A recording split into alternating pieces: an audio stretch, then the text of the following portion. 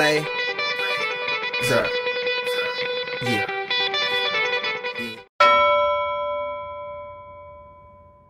The Fat Boys were the first group, at least to my knowledge, to really capitalize on being overweight and be like, look, we're fat, we're boys, we're the Fat Boys, what's up? They made some pretty cool songs back in the 80s. They were the first group to really reach out beyond hip-hop and kind of do collaborations with crossover acts like Chubby Checker and the Beach Boys before that was being done on a large scale.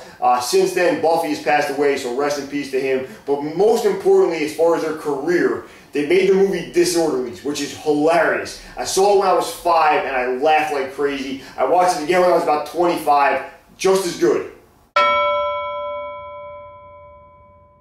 I found myself involved in conversations about the best obese rappers more than I'd like to admit. But the person that for some reason always gets left out of these conversations by other people is Chubb Rock. Chubb Rock came out in the late 80s, had a great career through the late 80s and early 90s, bunch of good albums and singles in a row, put out Treat 'Em Right, which I think is one of just the best, most fun hip-hop songs ever. And then since then, he's always been around doing guest appearances, dropping a verse here or there, staying in the game. And what he's doing right now, which is just great, is he's a DJ on WBLS in New York, which is a throwback R&B station. And he goes in every Saturday night and he just murders this playlist with that late 80s, early 90s golden era hip-hop. So if you're a younger person and weren't around for that, it's a great history lesson. If you're a little bit older person and you do remember it, if you're on your way out to go relive your glory days, it's the perfect soundtrack. If you're sitting at home in your house not going out that Saturday night, it's kind of a great way to sit and reminisce about what you did when you were young and how great that music was.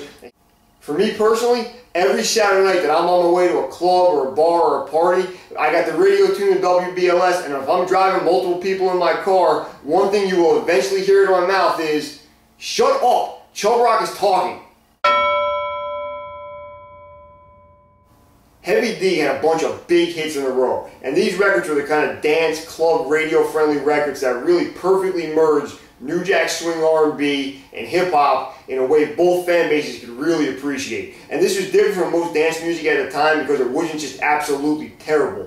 On top of that, Heavy D was the only rapper, but he had his boys to watch his back, and his boys were a bunch of wildly athletic backup dancers that were kind of fun to watch.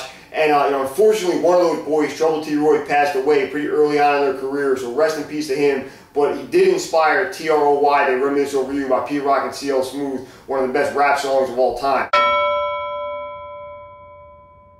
Pun was an incredible MC. He was the first solo Latino rapper to go platinum, and from his street records like Dream Shatter to the pop records like Still Not a Player, pretty much everybody acknowledges how sick of an MC he was and how he could just murder any kind of beat he could get on. And what he did from probably about 98 to 2000 was a great run. Unfortunately, in 2000, he passed away from complications based on being morbidly obese, and that's a shame. But what's kind of more of a shame about that as we move forward is everybody that was around him at that time is still trying to eat off his legacy and keeps putting out DVDs and tribute records, and everybody crying on the internet videos saying, "Oh, Pun was my brother. Pun taught me everything I know. I love Pun." Well, dude, honestly, guys, how'd you let this happen? How at no point did any of you guys say to this man when he was alive, "Hey, yo, Pun, mix in a salad"?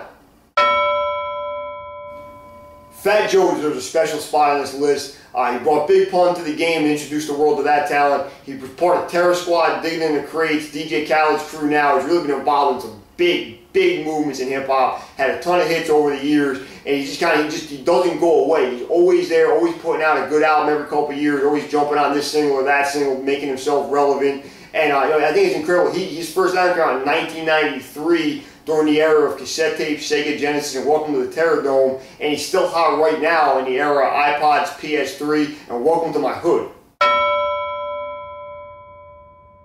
What else really needs to be said about the Notorious B.I.G.? He's influenced every rapper in the game. Songs that he recorded in the mid-90s are still in radio heavy rotation now. It never sounds dated. He will perfectly walk the line between commercial and street and kept everybody happy. And kids that were not even born when songs like Juicy and Hypnotize are hot go crazy when they're played today. And with the possible exception of all the rappers that dissed him when he was around and now want to shout him out because he's passed away, I guess we'll always love Big Papa.